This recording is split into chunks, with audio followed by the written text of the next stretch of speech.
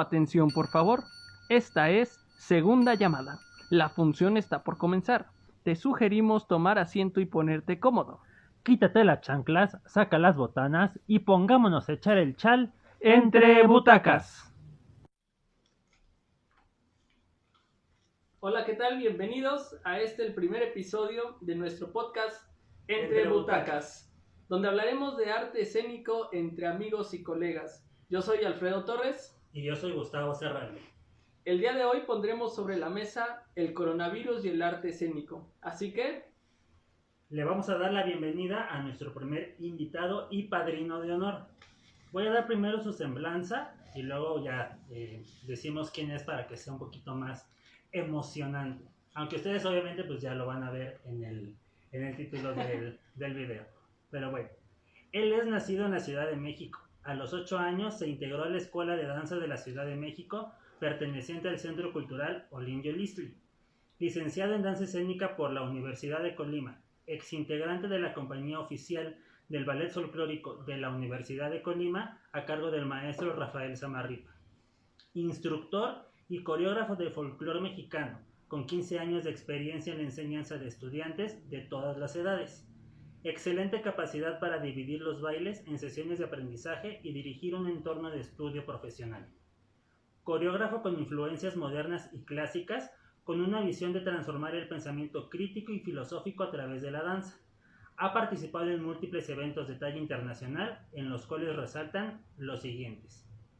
Coreógrafo en los premios Los Oscar en su 90ª edición, junto con Mandy Moore y Kareli Montoya, para el montaje coreográfico Remember Me, interpretado por Gael García, Natalia Lafourcade y Miguel en el 2018. Coreógrafo y bailarina en la alfombra roja, Coco Movie en Hollywood en 2018. Coreógrafo para Disney on Ice bajo la producción de Coco Pixar también en 2018. Coreógrafo y bailarín para Expo D23 realizada en el Anaheim Convention Center en 2017. Coreógrafo y bailarín para el concierto de Lila Downs en el Dolby Theatre. Director y gestor de técnica y arte para el folclore mexicano, proyecto cultural que es una conexión entre la comunidad hispana en Estados Unidos y México, creada en 2016. Actualmente reside en la ciudad de Los Ángeles, California y en Ciudad de México, apoyando y contribuyendo a la comunidad latina en diferentes niveles de la danza. Él es Rafael García Cruz. Aplausos. Hola Rafa, ¿cómo estás? ¿Qué onda? ¿Cómo están? ¿Bien? ¿Y ustedes? También bien, aquí emocionados, nerviosos, Hombre, ¿por qué? y felices de tenerte aquí con nosotros. Ya esperábamos con ansia. Que invitaron. Pues ahí está. ¿Cómo has estado? Bien, pues mira, bendito Dios, aquí andamos trabajando un poquito en clases en línea, tú sabes, adaptándonos un poquito a esta situación de la cuarentena, trabajando con estas nuevas herramientas audiovisuales, Zoom, el Google Meeting, el Google Duo, que nunca lo había usado. Y pues bien, ¿no? Dentro de lo que cabe bien, hemos estado trabajando con nuestros estudiantes de aquí en Los Ángeles y pues también con algunos estudiantes allá en la Ciudad de México. Ok. Bueno, justamente para entrar como ya de lleno al asuntillo ¿cuáles eran tus planes a principios de ese 2020 a nivel profesional? O sea, ¿qué era lo que tú tenías planeado para todo este año como producto escénico? Fíjate, para nosotros como técnica de folclore comenzamos en febrero aproximadamente a hacer un proyecto de gran formato o un proyecto mediano plazo, ¿no? Que básicamente consiste en entrenar bailarines profesionales de diferentes compañías aquí en Los Ángeles que pueden empezar a generar diferentes bagajes, tanto culturales como artísticos y filosóficos. Entonces nosotros como TAP estuvimos haciendo la convocatoria, invitando a los bailarines. Hemos tenido la ventaja de poder estar trabajando con diferentes compañías aquí en Los Ángeles y hicimos la convocatoria, se juntaron varios estudiantes de diferentes compañías compañías y era un proyecto que estaba como arrancando, ¿no? O sea, nosotros hicimos un taller de invierno que fue aproximadamente a finales de enero y la siguiente semana era la oportunidad para decir, ok, las personas que quieran tomar este taller o este proyecto, vamos a decirlo, de mediano formato, pues adelante, ¿no? Las puertas están abiertas. Y estuvimos trabajando aproximadamente 7 semanas y pum, que cae exactamente ahí La cuarentena. la cuarentena. Oye, y bien chistoso, porque fue exactamente la última clase que dimos viernes 13. Ok. Oye, hablando de cuándo cayó la cuarentena, ¿en qué momento, o más bien, a ti cómo te fue llegando la información de que esto del coronavirus estaba cada vez más fuerte y estaba llegando hacia acá, hacia América? Pues fíjate, una de las cosas que, así como hablando independientemente de la danza, a mí me gusta como estar como viendo de estas cosas como de videos de conspiración y qué hicieron los chinos con el murciélago. Ok. Y yo ya tenía más o menos noción a finales de diciembre que ellos estaban teniendo problemas con una bacteria, con un virus, ¿no? Y entonces resultó que pues yo nada más hice el comentario como dentro de mí, no dije, ay, estos canijos, o sea, no se comen entre ellos porque la flora y la fauna es grande todavía. gigante, ¿no? Pero, exacto, pero lo que pasó fue que empecé yo a escuchar como más movimientos y me di cuenta, por ejemplo, que las primeras ciudades como en verse afectadas había sido como en la parte de Europa, que era Italia y España, y que posiblemente iba a llegar muy fuerte aquí a Estados Unidos. Y sí me preocupé porque dije, pues no sé qué es lo que va a pasar, no sé en qué momento nosotros vamos a tener que estar como encerrados, ¿no? Porque al final de cuentas, cuando te empiezas a involucrar en este tipo de temas, siempre tienes como esta paranoia, ¿no? O esta psicosis de decir, híjole, y si ya es el apocalipsis, ya es el fin del mundo, Claro. ¿qué va a pasar, no? Pero al final creo que lo que sucedió, pues, era una bola de nieve que ya se venía a venir, que ya había afectado a otros países, y pues solamente era como nomás ponerse flojito y cooperando, ¿no? O sea, esperar lo menos violento, sobre todo para la comunidad. Y me parece ser que aquí en los Estados Unidos llegó primero y después como 2 o 3 semanas llegó a México, ¿cierto? Sí. Pero entonces, ajá. Ajá, no, dime, perdón.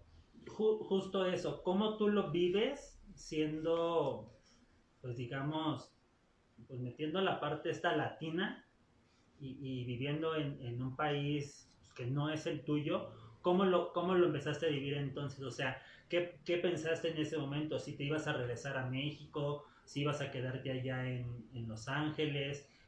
¿Los proyectos que estabas teniendo o las clases que tenías? O sea, ¿en qué momento te diste cuenta que eso se iba a empezar a ver afectado o mermado a corto, mediano y pues inclusive a largo plazo? Que yo creo que en ese momento nadie pensaba que iba a durar tanto tiempo todo esto, ¿no? Fíjate, cuando sucedió lo de la cuarentena, empezaron a decir, va a ser un mes, tal vez 2 meses máximo, ¿no?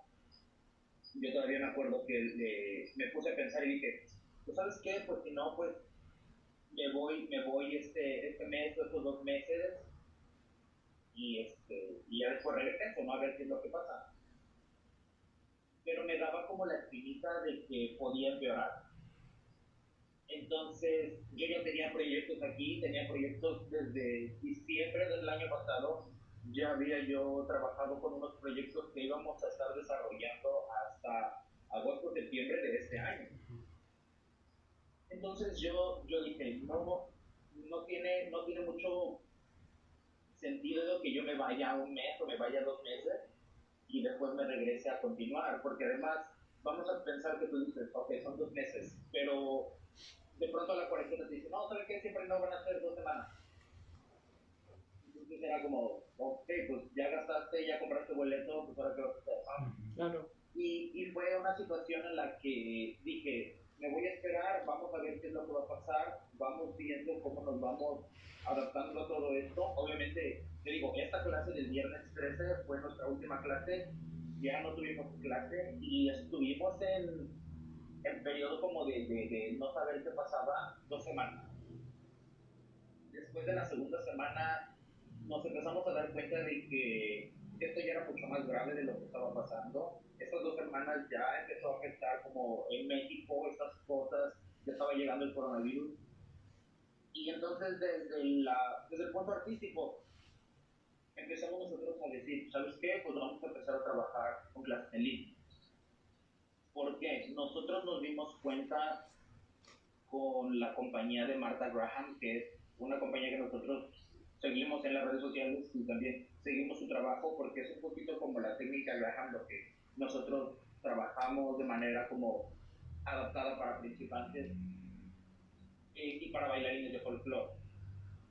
Entonces, ellos dijeron en su página oficial, vamos a trabajar con técnica en línea. Y creo que vieron esas 2 semanas que no hicimos nada, las dieron completamente gratis.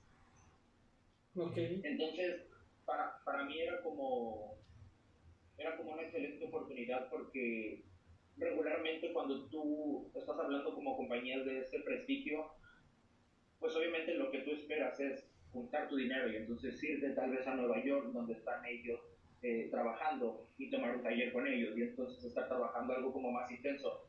Cuando se da esta oportunidad dije, ¿sabes qué? Vamos a tomarlo y estuvimos tomando esas 2 semanas algunas clases que estaban ofreciendo y después ellos dijeron, ¿sabes qué? Vamos a tener que abrir un espacio para donación porque necesitamos $20,000 para poderles pagar a los bailarines. Entonces sí fue algo como ver como una de tus más grandes compañías como referentes artísticos se estaba tambaleando y estaba pidiendo abiertamente que necesitaba donación para poderle pagar a sus bailarines, ¿no? Entonces sí fue algo que a mí como me cayó como el 20 de decir, esto viene serio. Claro. Y bueno, por ejemplo, yo sé que va a ser una pregunta con jiribilla, que supongo que hubo proyectos que se vieron afectados, ya sea suspendidos o cancelados, ¿no? En el periodo de entre que empezó esto, que fue marzo, abril y posiblemente lo veíamos como a principios de mayo. Pero había un tema que Alfredo, pues yo creo que debe de saberlo. Eh, llevas 3 años, o TAF como tal lleva 3 años desarrollando talleres aquí en Ciudad de México, ¿no? Y que afortunadamente pues he tenido la oportunidad de colaborar contigo y que les ha ido muy bien o nos ha ido muy bien en audiencia y cada vez ir como avanzando un poquito más en oportunidades de desarrollo, de publicidad, de encontrar los espacios. Y este año pues no era la excepción en estar trabajando pues ese taller que venía para julio y agosto y que todavía tú y yo a principios de abril lo platicábamos y comentábamos que probablemente se iba a hacer porque esto iba a durar a finales de mayo, tal vez veríamos que esto ya tendría solución y pues ya estamos a mediados de junio y vemos que esto no tiene para cuándo. Con ese tipo de cosas, de proyectos, ¿qué es lo que ustedes o tú has estado como pensando en qué hacer? ¿Se va a cancelar, a posponer, a transformar? Bueno, yo creo que aquí lo más importante es separar dos cosas, ¿no? Separar como la necesidad que tú tienes para salir adelante, ¿no? O sea, el día al día. Y lo segundo, pues son los proyectos que ya se venían gestionando de tiempo anterior, ¿no? Inclusive este taller de verano que iba a ser para este 2020, nosotros ya lo estábamos planeando desde diciembre, desde noviembre, ¿no? O sea, estábamos ya buscando las posibilidades, la gestión, la administración de todos los recursos que se iban a necesitar, ¿no? Para el taller. Y inclusive aquí en Los Ángeles, proyectos de presentaciones, proyectos de concursos, proyectos de otras índoles que tienen que ver con el presentarse en un espectáculo, pues se fueron cancelando, ¿no? Yo traté de alguna manera como de no estresarme, no pensar como, no sé cómo decírtelo, ¿sabes? Es un poquito como también complejo como el ver en qué punto tú como ser humano estás con tu arte y ver todas las necesidades que hacían falta como a nivel mundial. Okay. No, o sea, porque pues obviamente lo primero que cerraron fueron los proyectos culturales, los proyectos artísticos, los proyectos de gimnasio, las cosas que, vamos a decirlo de esta manera, no son de necesidad primaria. Uh-huh. Y entonces pues yo dije, pues todos estos talleres pues se van a tener que frenar. Todos estos proyectos artísticos van a tener que posponerse, van a tener que buscar otro espacio y otro momento, ¿no? Pero también algo que empezamos a buscar durante este proceso fue la adaptación, ¿no? Porque al final de cuentas nosotros sentíamos que no podíamos dejar el proyecto así como así, de decir, oh, pues saben qué, pues estamos en cuarentena, estamos en casa, pues nos vemos en un mes, 2 meses, 5 meses, ¿no? O sea, realmente nosotros no queríamos soltarlo y no porque no nos estuviéramos aferrando como que dice un imposible, ¿no? Pero más bien era buscar la posibilidad de adaptarnos a este cambio. Cómo desde nuestra perspectiva lo podemos hacer, cómo desde nuestra trinchera podemos estar trabajando en diferentes áreas, ¿no? Y entonces sucede algo que para mí fue bastante funcional y rompió barreras, que fue nuestro primer taller virtual, que se llamaba Danzando en 6x5 pies, que prácticamente 6x5 es como si pusieras dos mats de yoga juntos y ese era el espacio que tú tenías para trabajar. Invitamos a otros maestros, invitamos maestros de acrobacia, de danza contemporánea, de danza buto que estuvieron ahí haciendo otras cosas de contemporáneo. Yo hice algo de folclore puede decirse experimental o puede decirse como el desarrollo de una nomenclatura de zapateado y empezamos a generar secuencias con la única limitante: tienes un espacio de 6x5. Eso es tu reto. Era algo que nos motivaba y también nos generaba mucha curiosidad para saber cómo iba a funcionar el proyecto y cómo la gente lo iba a recibir, ¿no? Porque de pronto nosotros sabíamos que en México tenemos varios colegas, varios compañeros y amigos que han estado apoyando el proyecto, que han estado apoyando los talleres y que ellos se han dado cuenta con el tiempo de que el repertorio o el material que se está trabajando con ellos no siempre va a ser el mismo. Entonces lanzamos la convocatoria, cruzamos los dedos y dijimos, esperemos que funcione.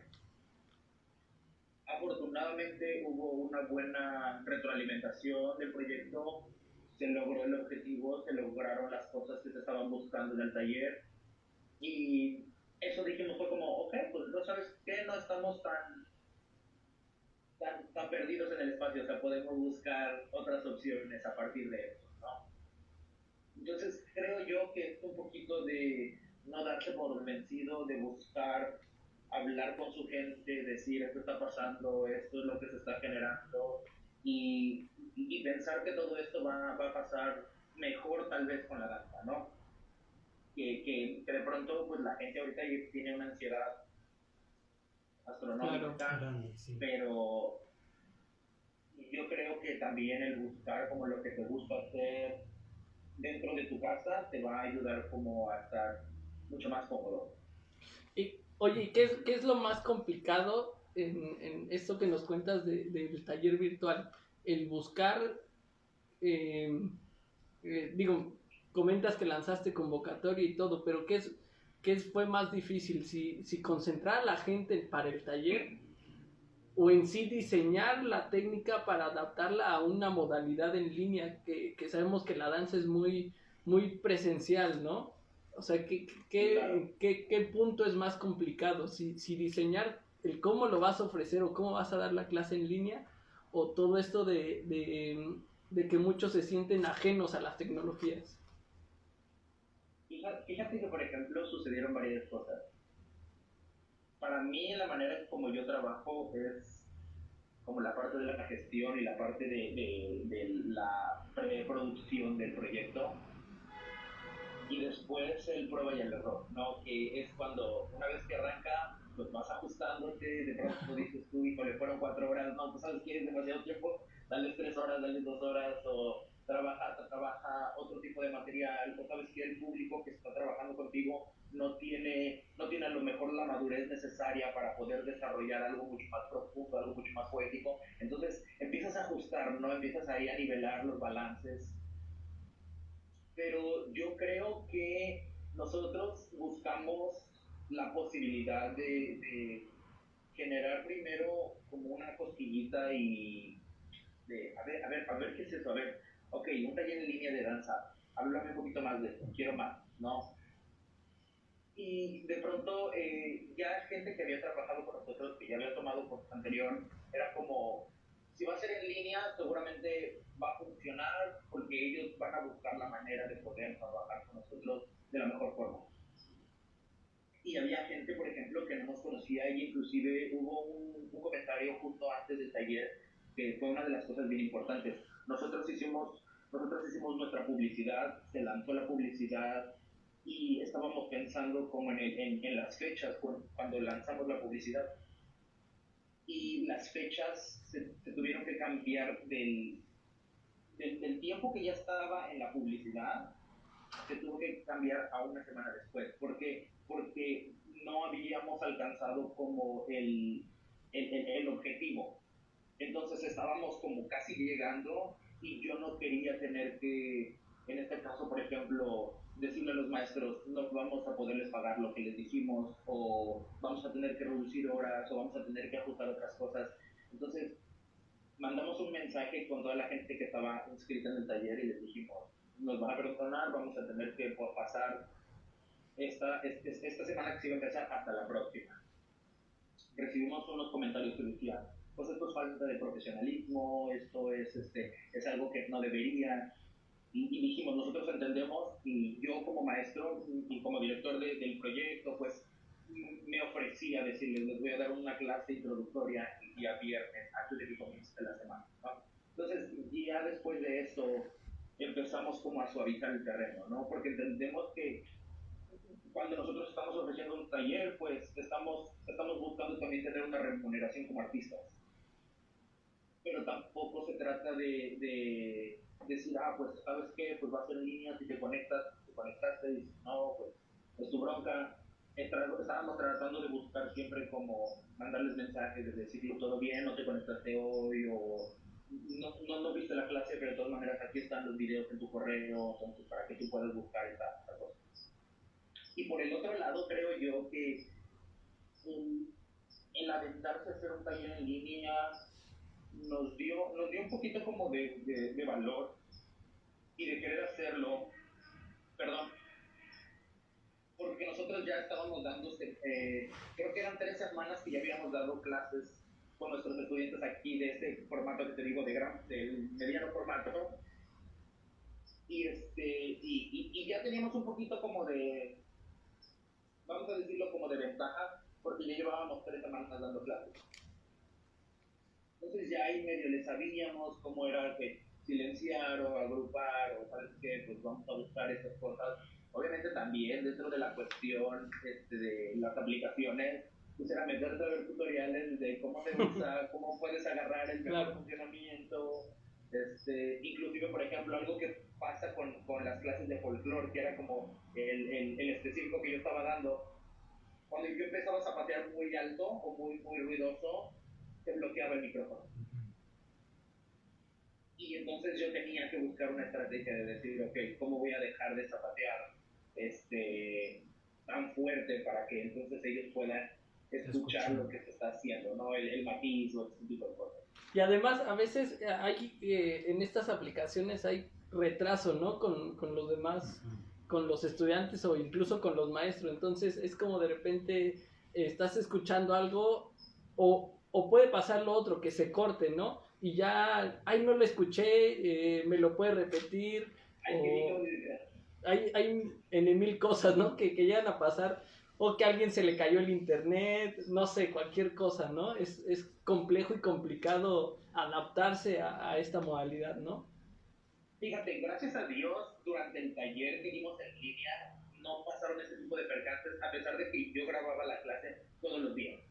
Era como yo grababa la sesión, grababa yo al maestro, y entonces toda la clase, si era 1 hora, hora y media o 2 horas, la mandaba yo por medio del correo, y entonces ya ellos podían descargarla para ver qué cosas ellos se les fue, ¿no? O no lo escucharon o no lo vieron. Y otra de las cosas que también ahora ya hago yo con mis estudiantes en este programa que se llama para el desarrollo y la creatividad de bailarines profesionales, lo que hago es que explico durante las clases las secuencias, los pasos, cómo va en el sonido y ese tipo de cosas. Y aparte tengo una sección en enlaces de YouTube de videos tutoriales, donde entonces ya el zapateado y la música van acorde porque hago un trabajo previo de edición, donde hago un trabajo previo de la sonorización, de buscar que el zapateado no se encima de la música. Entonces son varias cosas que hemos estado pues ya acostumbrándonos, ¿no? Porque pues yo me acuerdo que cuando vi esto fue hace 10 años con Félix Greco y Emma Pulido, que eran como estos videos donde decían, y este es el caso de salsa, ¿no? Entonces, pues yo tenía mis discos ahí. Y ahora es una alternativa que permitió romper las barreras. Que puedo tener estudiantes en México, puedo tener estudiantes aquí, puedo tener estudiantes en Washington, que fueron estudiantes que decidieron venir aquí, inclusive conocimos gente que no habíamos tenido la oportunidad de conocer anteriormente y que ahora a través de un vínculo en línea pues pudimos como romper esa barrera y decir, ok, pues aquí estamos, ¿no? O sea, este soy yo, ese eres tú, no estamos juntos, probablemente a lo mejor en el futuro se pueda generar algo, pero por ahora pues esta es nuestra nueva realidad, ¿no? O sea, una realidad virtual, una realidad donde estamos, ustedes en su casa, yo en mi casa, pero estamos compartiendo este tiempo. Pero bueno, regresando como un poquito justo al taller, ¿cómo fue la decisión de abrirlo hacia todos los niveles, ¿no? Porque obviamente llegó gente que pues ya traíamos a lo mejor cierta noción de la danza, o que éramos bailarines que estábamos en un receso, o bailarines muy principiantes, o gente que a lo mejor fue su primer acercamiento a la danza. Y entonces, ¿cómo al final entre pues los maestros que estuvieron, cómo poder compensar las oportunidades para todos? Porque lo platicábamos tú y yo en algún momento, ¿no? O sea, es muy diferente que estaba Carlos, si no me acuerdo su nombre, que lo expresó, ¿no? Decía, yo la verdad es que pues tiene mucho tiempo que no hago, yo me siento tronco y pues trato de seguirle el ritmo a los maestros, pero le echo ganas, ¿no? Y a lo mejor había alguien que tenía más experiencia que eso, pues le permeaba un poco en poder tomarlo pues al 100, si lo podemos decir. Al final, como ustedes, se me fue la palabra, como directores del taller, lo pueden entonces adaptar para que todos sean parejos y todos sientan que está funcionando dentro de sus posibilidades. Sí, es más bien como el aprieto por aquí y aflojo por acá, ¿no? O estás nivelando.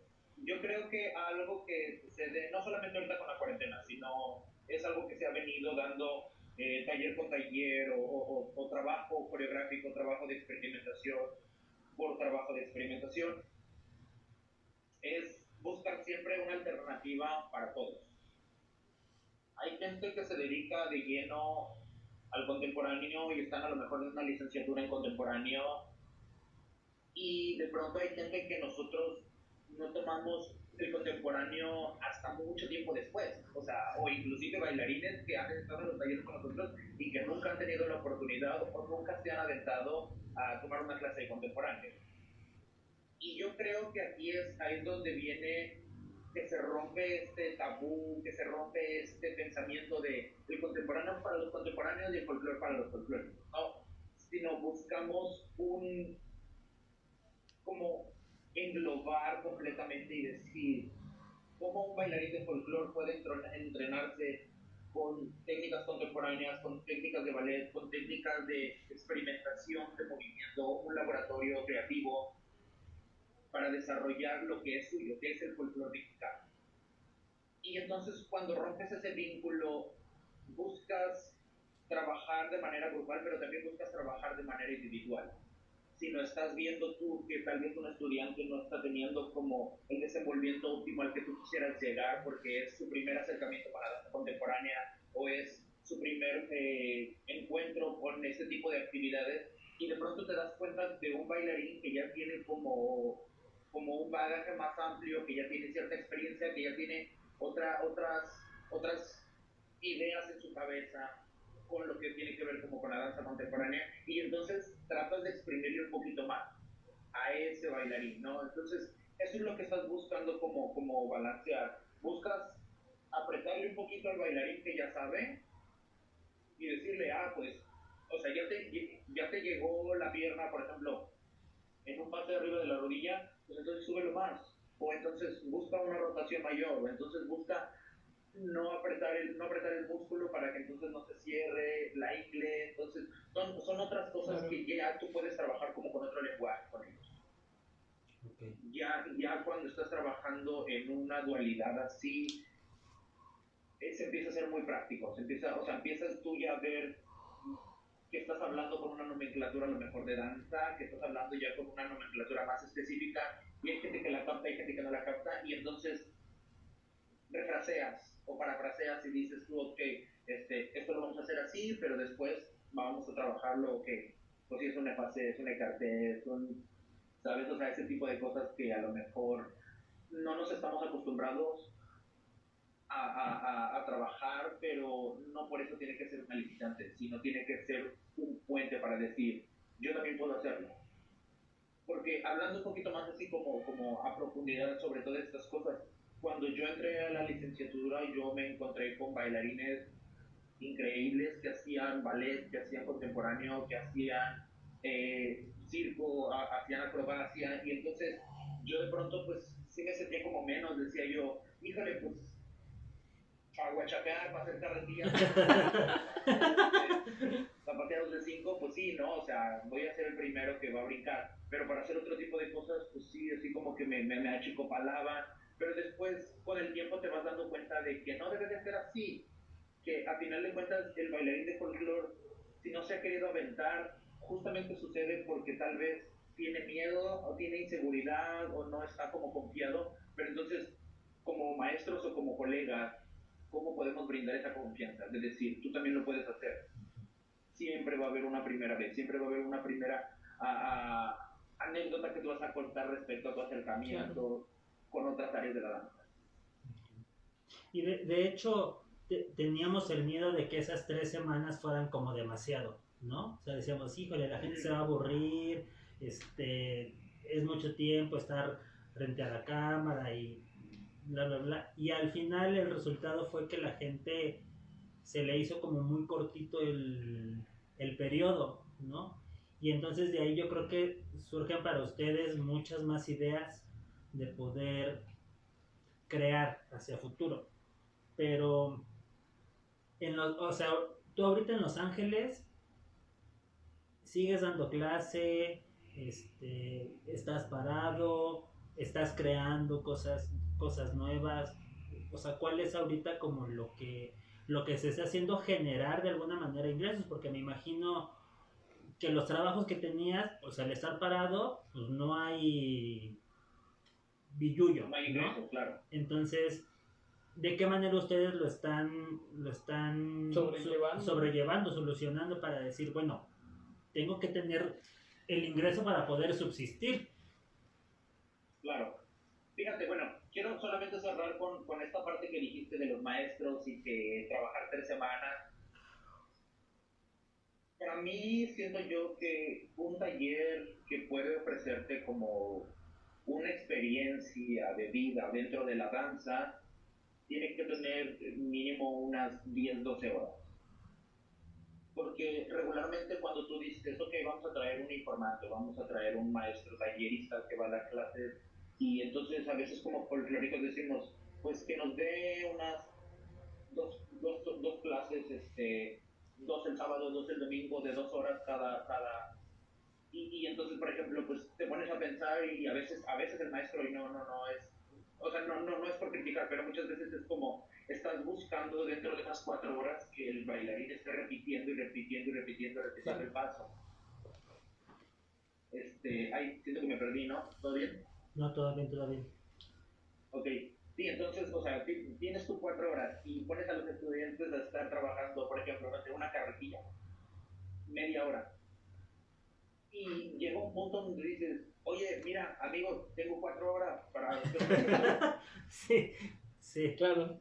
Es de alguna manera buscar, siento yo, cantidad y calidad al mismo tiempo, ¿no? Porque como maestros no estamos buscando que el bailarín en 4 horas perfeccione la técnica, ¿no? O sea, eso le va a llevar mucho tiempo, le va a llevar a lo mejor 1 año, 2, 3, a lo mejor le va a llevar 3 meses, ¿no? Dependiendo de las habilidades y la psicomotricidad que esté desarrollando este bailarín. Pero siento yo que, por ejemplo, al menos un taller tiene que tener mínimo de 10 a 15 horas para que tú puedas apropiarlo a tu cuerpo. Okay. A veces la gente dice, no, pues ¿sabes qué, maestro? Hágalo usted, yo lo grabo. ¿Y dónde está como ese conocimiento de tu cuerpo? ¿Dónde está el escuchar tu cuerpo y desarrollarlo por medio del curso? Porque al final de cuentas el curso termina y entonces vas a tener la información que vas a poder practicar antes de poder presentársela a tu compañía. Y siento yo que fueron las cosas que estuvimos trabajando con este taller con los maestros. No solamente en cuestión de técnica, sino en cuestión de el contenido, pero lo más importante para mí es como la experiencia. Claro. ¿Qué es lo que tú te llevas en el corazón, no? Entonces, hablando ya del segundo tema que estamos hablando, como de cómo subsistes, cómo estás generando cosas para pagar una renta, para pagar gasolina, para pagar la comida y todo ese tipo de cosas. Y yo siento que aquí hay muchas maneras, ¿no? O sea, tú estás dando clases y poco a poco se está generando ahí algo, ¿no? Pero al menos en mi caso es cómo motivo a mis bailarines para que se sigan preparando. Porque muchos de mis bailarines pudieron haber dicho, mis padres no tienen trabajo, mi familia se quedó ahorita con ingresos bajos, no, me voy a tomar este tiempo, me voy a tomar estos 3 4 5 meses, ¿no?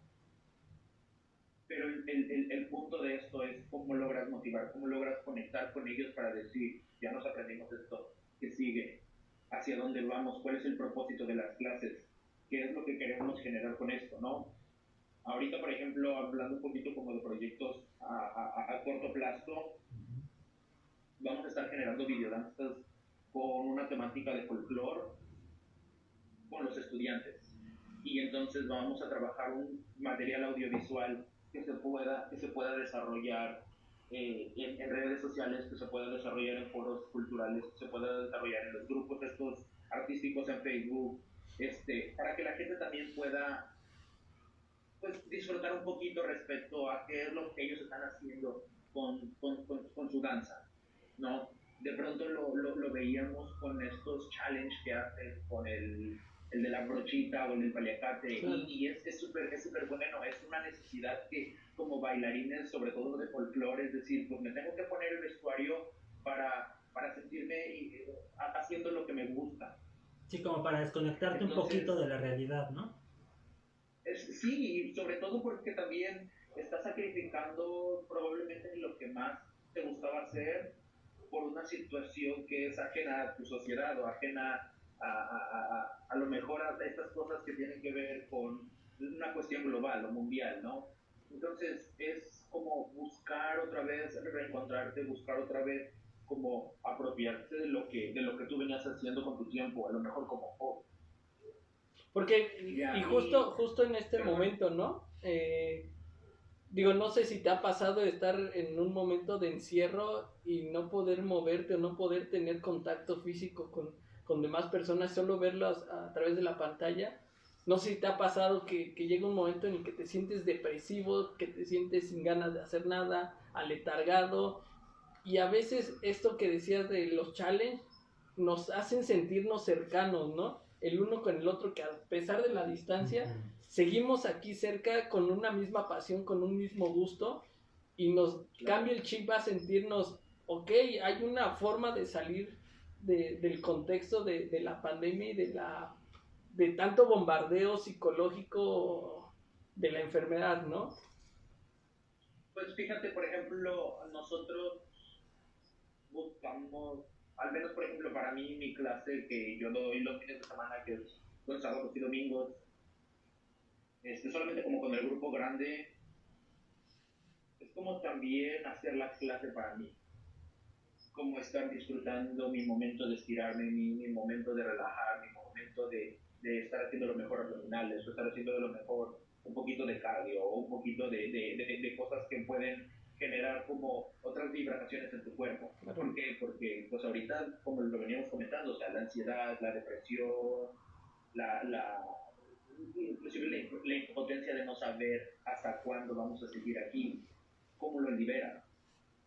Pues con la danza, con el movimiento, con haciendo yoga, buscando movimientos que te puedan generar a lo mejor una tranquilidad o paz o inclusive, por ejemplo, yo ahorita he escuchado de algunos amigos que dicen, mis papás están en su casa, no están haciendo nada, les voy a dar una clase de estiramiento, les voy a dar una clase de activación física. No, y eso, aunque tú puedas como maestro decir, voy a dar una clase de activación física para gente de la tercera edad, te llena muchísimo porque sabes que estás haciendo algo por la comunidad, estás haciendo algo por la gente que probablemente no tiene ni los recursos ni el tiempo y que justamente ahorita con esta pandemia pueden darte como esa oportunidad.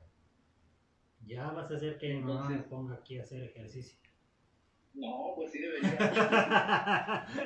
No, pero tienes mucha razón y lo que comentaba Alfredo, o sea, al final de cuentas, a veces como artistas recae justo lo que siempre han dicho, ¿no? O sea, tú como artista estás para que el público se pueda desconectar de su realidad y se pueda transportar a otro lado, ¿no?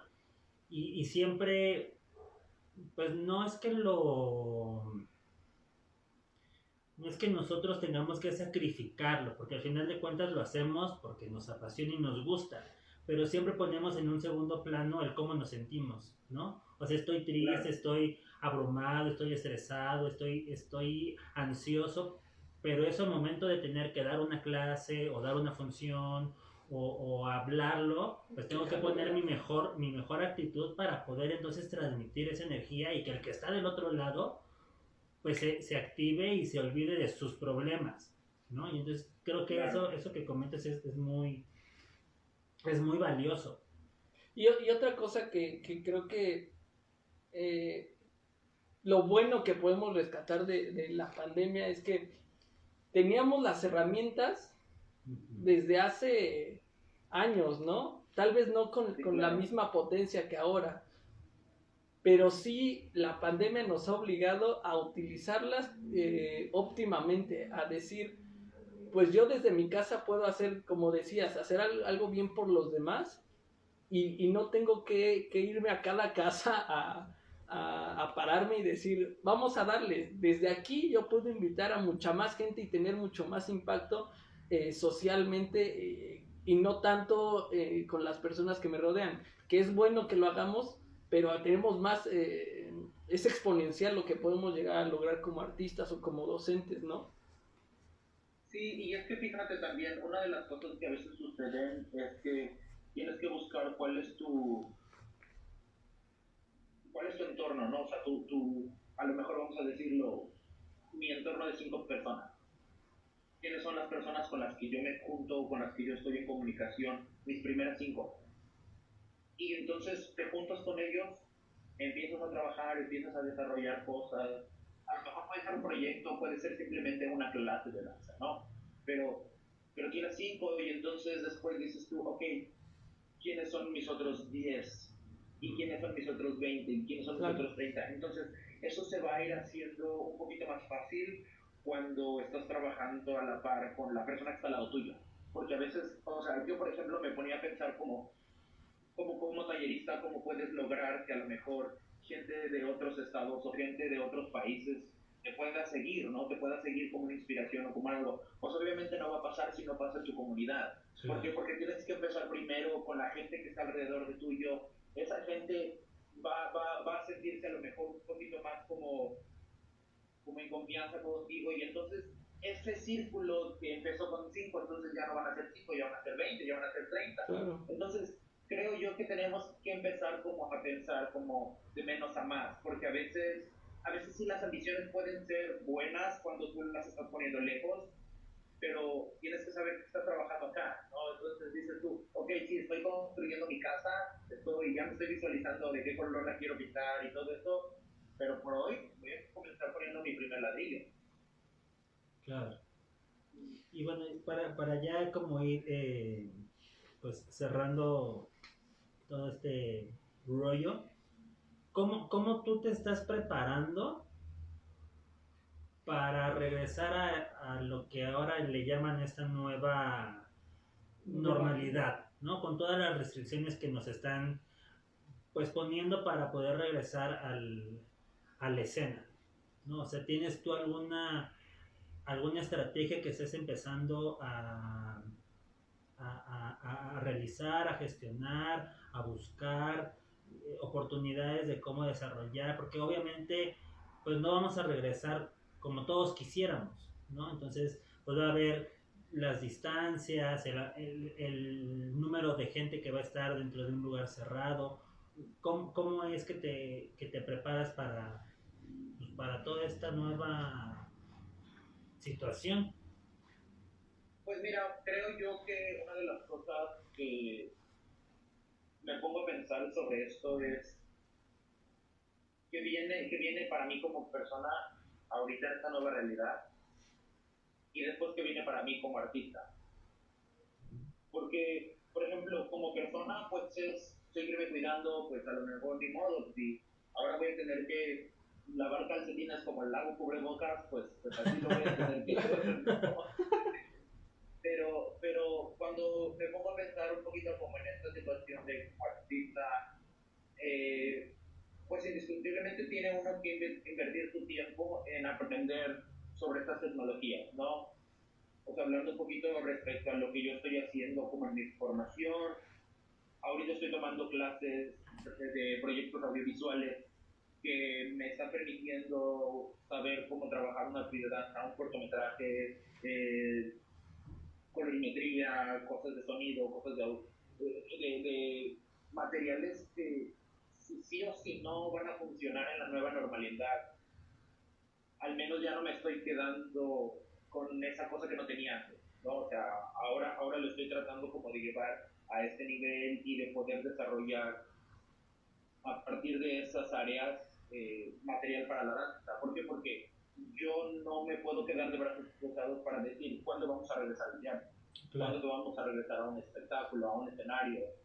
Son cosas que sí son difíciles como artista escénico que tú te desarrollas, pero al final de cuentas tienes que buscar esta innovación, ¿no? Y de hecho, una de las cosas que yo platicaba con otros amigos, que cuando viene una catástrofe, cuando viene una tragedia, después viene un proceso de ilustración, un proceso de innovación, de un replanteamiento de la vida.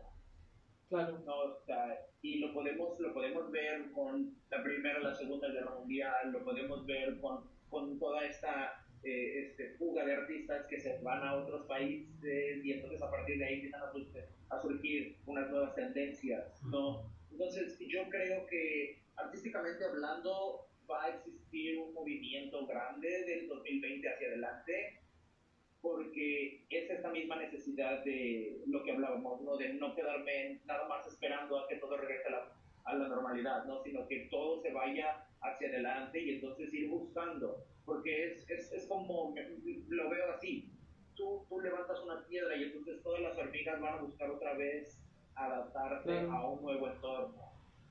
Y así me siento, ¿no? Que al final de cuentas creo yo que tenemos que ser muy conscientes de que estas cosas pueden pasar. Le pasaron a los judíos cuando los corrieron, les pasaron a otros pueblos indígenas, a otros pueblos que emigraron a otros lugares en busca de una nueva normalidad, ¿no? Como ahorita lo estamos llamando. Entonces, yo creo que es esto como bien importante saber qué herramientas son las que podemos utilizar en el futuro, explotarlas, cómo desde mi área puedo yo generar otras cosas. O sea, inclusive, por ejemplo, estos ejercicios de como este podcast no se hubiera generado probablemente si no tuviéramos una pandemia. Claro.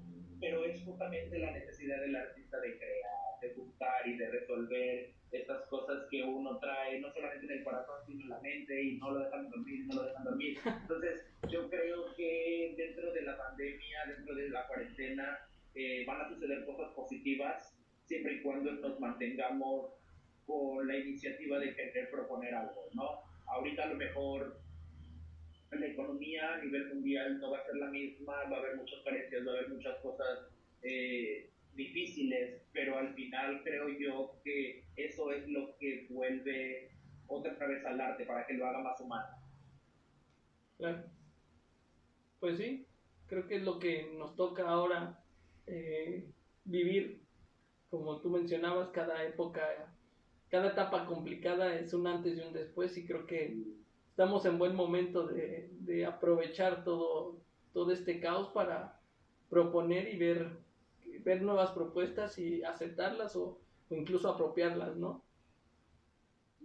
Así es. Pues ya como última sección del programa tenemos ahí algunas preguntas que, como viste, subimos tu imagen a las redes sociales y llegaron preguntas ahí muy curiosas que a continuación te vamos a hacer. Unas muy provocadoras. Échale, pues. A ver si no nos censura Facebook por preguntas candentes que nos andan ahí mandando. Levantaste pasiones por ahí. No, pues mira, preguntó Asa-Torres, ¿qué es lo más difícil que has tenido que pasar para cumplir alguna meta profesional? ¿Qué es lo más difícil que he tenido que pasar para cumplir una meta profesional? Y yo creo que antes de la meta existe el sueño, ¿no? Y antes del sueño existe el querer soñar. Cuando yo estaba en la carrera, cuando yo estaba en Colima, yo no sabía, ni siquiera sabía que yo iba a venir aquí a Los Ángeles. Pero yo decía, quiero buscar un momento para poderme desarrollar profesionalmente y después estudiar mi maestría. Yo no sabía cómo lo iba a hacer, pero tal vez ya tenía un sueño. Conforme tú vas trabajando, te vas a ir dando cuenta de que a lo mejor ese sueño puede ser por un lado o por otro lado, pero al final, si lo sigues trabajando, se puede desarrollar. Ahora, ¿qué ha sido lo más difícil para mí? Y yo creo que tener que toparte con pared o enfrentarte a una realidad de decir, no está funcionando por aquí, vamos a comenzar desde cero por el otro lado.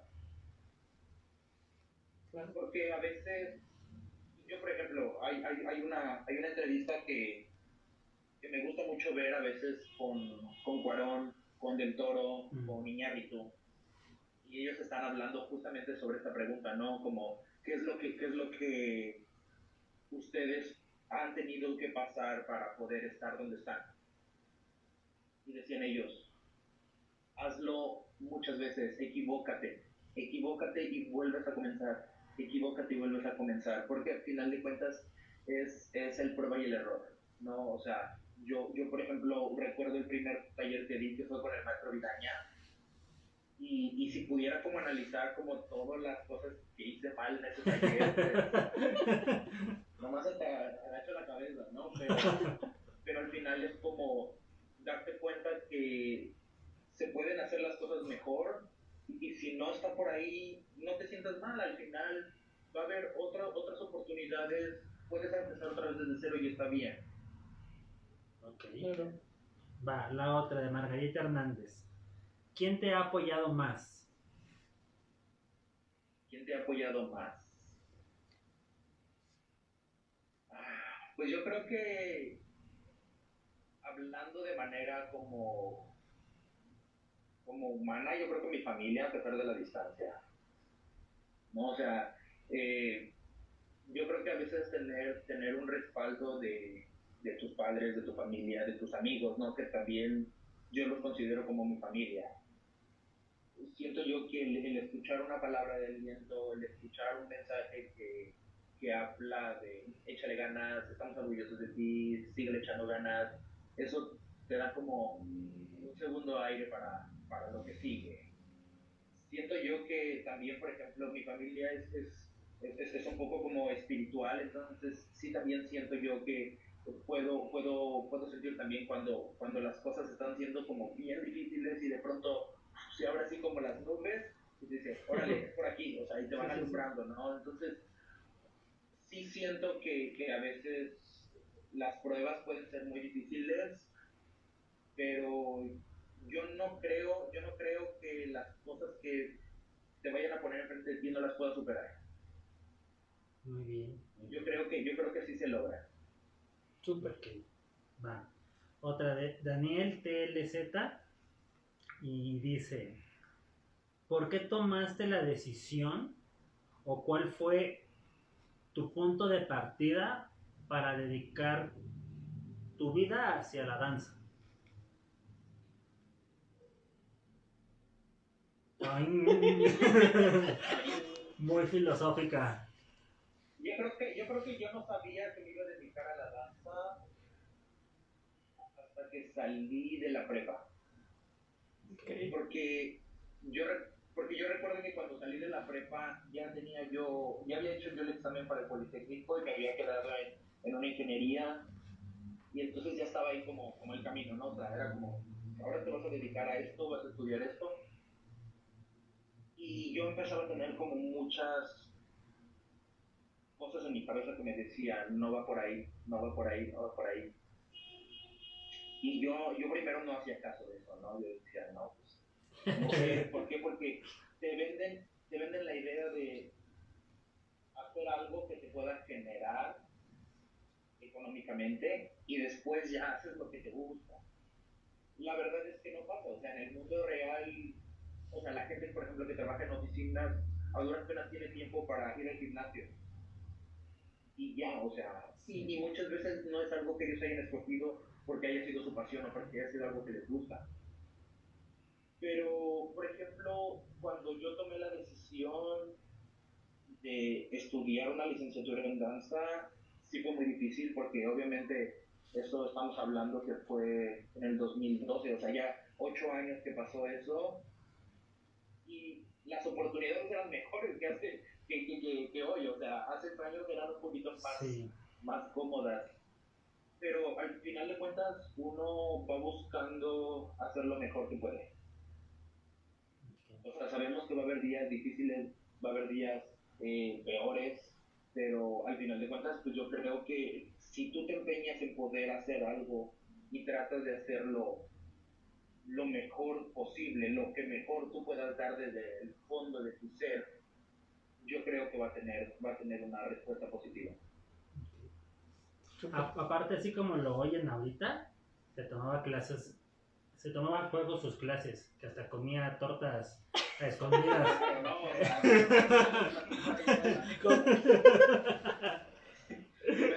Me de decirte a los maestros, te voy a dar el número de esta persona que es el dueño de un circo para que te vayas a trabajar. Yo decía, no, joder. Oye, pues otra pregunta de Guadalupe Mangas. Si dentro de tus años de carrera dancística, ¿te imaginaste llegar a enfrentarte a ese tipo de retos actuales? Como la cuarentena, Ajá, tener que trabajar a distancia, digitalmente. Yo creo que no, yo creo que eso ya lo he escuchado como la gente que dice que se imaginaba que el apocalipsis iba a ser diferente. Pues cuando te imaginas como una situación así con esta pandemia, con la gente, con los cubrebocas, los guantes, estos protectores, pues obviamente esto es algo que va a trascender en la historia, que vamos a tener la posibilidad de poderlo contar a nuestros nietos, de decir, mira, yo viví una crisis mundial así, así, así, Sí. y pues sobreviví, y eso sí sobrevivo, ¿no? O sea, pero al final yo creo que más que pensar como en todas las cosas que nos están quitando, más bien estoy pensando como en todas las cosas que puedo hacer mientras yo esté aquí. Porque el día de mañana uno no sabe, y así es, o sea, el futuro es incierto, incluso sin una cuarentena, incluso sin una pandemia. Claro. Entonces, eso te hace como mucho más sensible y mucho más consciente de las realidades que estás pasando, ¿no? Obviamente yo creo que nunca me hubiera imaginado vivir en una situación así, pero me apropio de esto y aprendo de esto. Ok. Pues ya porque ya se nos está acabando el tiempo. De Paola Gómez. Sí. Anécdota más gratificante, ya sea bailando o dirigiendo, y el mejor consejo que has recibido de alguien. Híjoles, son cosas bien interesantes. El mejor momento bailando, yo siento que fue la presentación del ballet folclórico en el Auditorio Nacional. Okay. Porque me preparé, nos preparamos todos como esclavos. Recuerdo yo que 2 semanas antes me había lastimado tan fuerte la espalda que no podía ni siquiera como doblarme, o sea, ni así. Sentía que se me tronaba la columna, entonces me acuerdo que el doctor casi me puso como unas 15 inyecciones en la columna y me dijo, ahorita ni te muevas, en 3 días vamos a ver cómo te compones. Y cuando estábamos terminando el Son de la Negra, que es el baile con el que terminamos ya el acor y todo esto, y se me salieron como mis lágrimas de haber salido como todo este proceso, esfuerzo, todo este sacrificio que uno había dejado para llegar a ese punto, ¿no? Entonces, sí hubo muchas cosas, por ejemplo, aquí que fue como todo lo de Coco y todo eso, pero no lo sufrí tanto como sufrí en ese proceso. Okay. ¿Y el mejor consejo? No sé, he tenido tantos buenos consejos, pero Uno. pues ahorita se me viene a la mente uno de mi maestro de ballet, que él decía que uno como bailarín tiene que entender que la danza es algo muy egoísta desde la perspectiva de los demás hacia ti como bailarín, porque tú como bailarín eres la única persona que sabe todo el esfuerzo, todo el sacrificio y todo el empeño que le puedes poner. Y eso no se puede transmitir aunque seas el mejor bailarín. O sea, tú puedes darlo todo y al final la gente puede decir como, estuvo padre. Sí. Pero siento yo que cuando tú logras entender el sacrificio de la danza, valoras todo lo que tiene que ver con la danza, ¿no? O sea, valoras desde qué ropa te vas a poner para un ensayo, el repertorio, el cómo respirar, el cómo caminar. ¿Por qué? Porque son cosas muy valiosas que mientras va pasando el tiempo, menos oportunidades vas a poder tomar de ese tipo de situaciones. Claro. Y bueno, una última pregunta que llegó, que es como más para relajar tema y que contaras la historia de cómo surgió un peso de chetos y que te mande saludos la güera. Digo, eso es como más chiste local de entre la comunidad que nos conocemos de acá de la escuela de danza. No, pero voy a contar un poquito más de profundidad sobre eso. Cuando nosotros estábamos en la escuela de danza de ahí de la Ciudad de México, pues yo de chamaco me daban como 5 pesos y eso me alcanzaba para... Me acuerdo que vendían unas bonafinas así, Ajá. que en Guadalajara las conocen como lechuguillas. Ajá. Pero eran de la marca Bonafina en la Ciudad de México. Me compraba 2 y me compraba unos chetos de 3 pesos. No sé cómo estuvo la cosa que ese día me dieron 15 pesos o algo así. Y estaba tan emocionado que le dije a la güera, voy a llegar a la tienda y le voy a decir, quiero todo de chetos. Y entonces todo de chetos. Y decía, quiero todo de chetos. No, pues, o sea, se rió como por una semana y realmente ni siquiera era como el chiste, sino era más bien como toda la circunstancia en la que estábamos como involucrados. Porque, pues, al final de cuentas, después de tu clase, pues, eran las cosas que te hacían como el día, ¿no? O sea, el estar ahí echando el chisme con tus amigos, tomándote la buena fina, comiendo unos chetos, y pues era lo de todos los días. Pues sería todo, Rafa. Agradecerte pues enormemente la disposición, el tiempo y la aceptación para esta locura que andamos iniciando el día de hoy. Entonces, pues agradecerte y desearte lo mejor para lo que venga en tus proyectos, en tus asuntos personales, laborales, profesionales, que los proyectos que tengas en puerta se logren. Y pues nada, aquí ya sabes que para lo que requieras, pues estamos para echarte la mano y para ayudarnos entre colegas. No, pues perfecto, pues muchas gracias que me invitaron. Obviamente, yo encantado.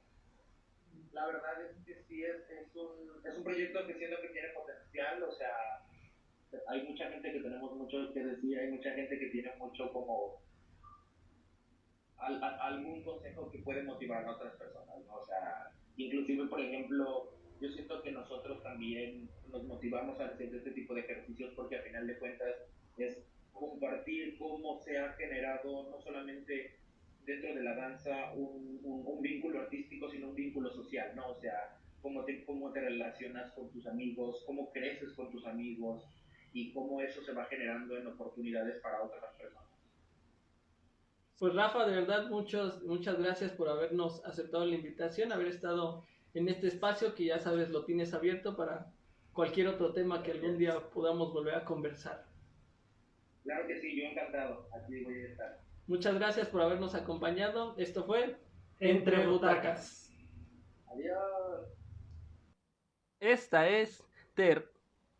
¿Esta es la llamada? No, ya se acabó. Ah, bueno, vámonos.